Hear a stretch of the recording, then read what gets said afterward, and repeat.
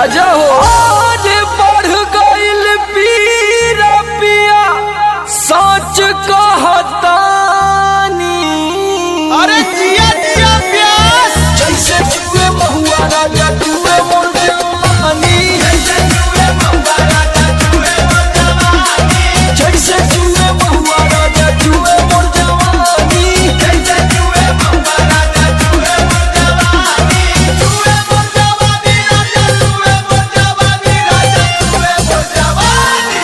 होई रे गरमिया छोड़ाई देला पानी। हाय रे गरमिया छोड़ाई देला पानी।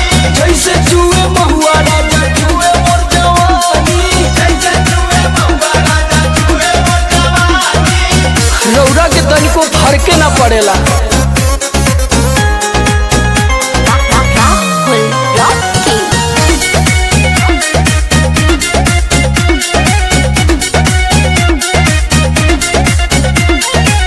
चैती बयरिया मचौले बतबाही।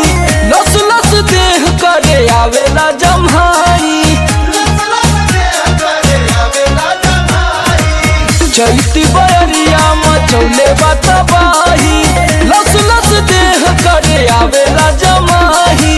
कैसे बताई कैसे जाके दुख अपन राजा हम बखानी।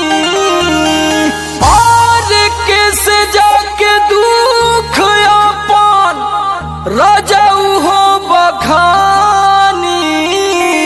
पियऊ हो जैसे जुए महुआ राजा जुए मोर जवानी।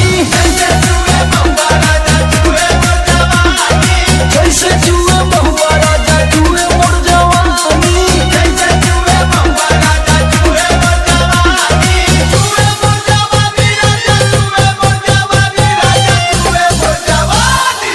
हाय रे गरमिया छोड़ाई देला पानी। हाय रे गरमिया छोड़ाई देला पानी। जैसे जुए महुआ राजा जुए मोर जवानी। जैसे जुए महुआ राजा जुए मोर जवानी। लागता कि सब लुटा जाइए राजा जी।